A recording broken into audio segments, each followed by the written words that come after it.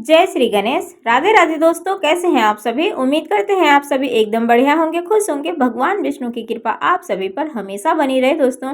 तो चलिए आप सभी को आज सुनाते हैं होलिका दहन की कहानी। और अगर दोस्तों वीडियो पसंद आए तो लाइक जरूर कर दीजिएगा वीडियो को। और आप सभी को होली की ढेर सारी शुभकामनाएं। खुशियां, उमंग और उल्लास का त्यौहार होली होता है। फागुन माह की पूर्णिमा को हम होली का त्यौहार मनाते हैं। रंग अबीर उस दिन खेला जाता है और बहुत लोग चैत माह की प्रतिपदा के दिन होली मनाते हैं। हमारे इधर पूर्णिमा का दिन ही होली मनाया जाता है, फागुन माह की पूर्णिमा के दिन। और उसके एक दिन पहले होलिका दहन किया जाता है। होलिका दहन की जो आग की लपेटें होती है वो बहुत ही शुभकारी होती है। होलिका दहन की अग्नि में हर तरह की चिंता जल के खाक हो जाती है, दुखों का नाश होता है और हमारी हर इच्छाओं को पूर्ण होने का वरदान भी मिलता है।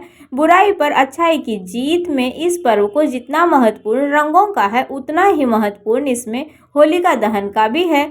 और ये मान्यता है कि विधि विधान से अगर हम होलिका दहन की पूजा करते हैं, होलिका दहन करते हैं, तो हमारे जिंदगी में आने वाली मुसीबतें भी खत्म होती हैं। कहानी के अनुसार हिरण्यकश्यपु नाम का एक राजा था। कई असुर की तरह अमर होने की कामना करता था।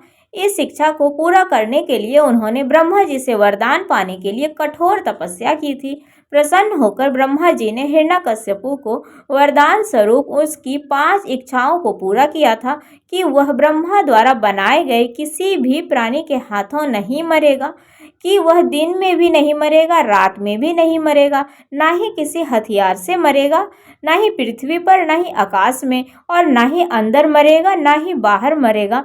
पुरुषों या जानवरों, देवों या असुरों द्वारा भी नहीं मरेगा। वह अप्रतिम हो कि किसी के पास कभी न खत्म होने वाली शक्ति हो और वह सारी सृष्टि का एकमात्र शासक हो। वरदान प्राप्ति के बाद हिरण्यकश्यपु ने अजय महसूस किया। जिस किसी ने भी उसके कामों पर आपत्ति जताई उसने उन सभी को दंडित किया और मार डाला। हिरण्यकश्यपु का एक पुत्र था प्रहलाद।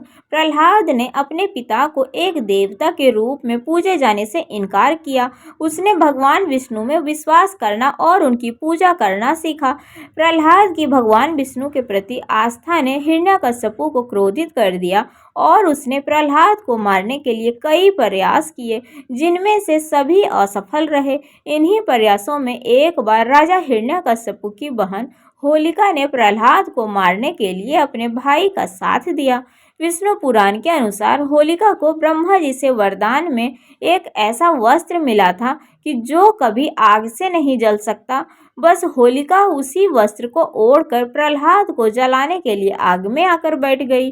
जैसे ही प्रहलाद ने भगवान विष्णु का नाम जाप किया, होलिका का अग्निरोधक वस्त्र प्रहलाद के ऊपर आ गया और वह बच गया, जबकि होलिका जल के भस्म हो गई।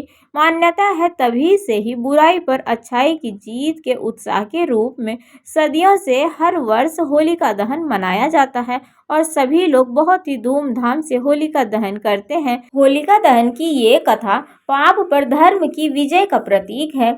तो दोस्तों, एक और कथा के अनुसार एक राक्षसी थी धुंधी।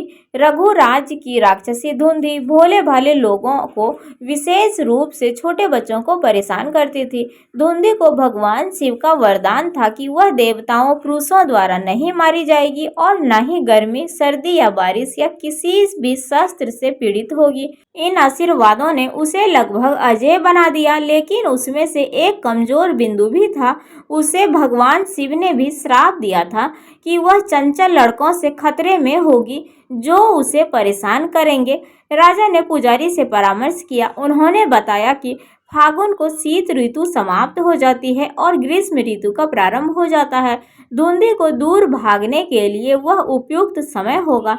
समय आने पर गांव के साहसी लड़कों ने उससे हमेशा के लिए छुटकारा पाने और उसे गांव से भगाने का फैसला किया। लड़कों ने लकड़ी और घास का ढेर इकट्ठा किया, उसमें मंत्रों से आग लगा दी, ताली बजाई, आग के चारों ओर चक्कर लगाने लगे।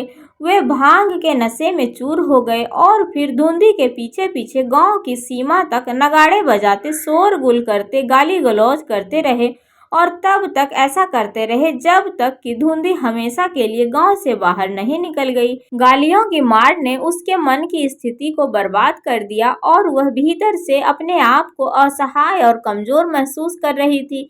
यहाँ पर भी बुराई पर अच्छाई की जीत के प्रतीक के रूप में होलिका दहन की कथा प्रचलित हुई। आज भी इस मान्यता के सम्मान में लड़के होलिका दहन की रात ढोल नगाड़े बजाते हुए, शोर करते हुए होलिका दहन का पर्व मनाते हैं। तो दोस्तों, ये थी होलिका दहन की कहानी। आप सभी को कैसी लगी? अगर कहानी अच्छी लगी हो दोस्तों तो मेरे वीडियो को लाइक आप सभी जरूर कर दीजिएगा। चैनल पर जो भी नए आते हैं सब्सक्राइब, कमेंट, शेयर कर लीजिएगा दोस्तों। तो चलिए मिलते हैं आप सभी से अगले वीडियो में। राधे राधे, हर हर महादेव। आप सभी को होली की ढेर सारी शुभकामनाएं।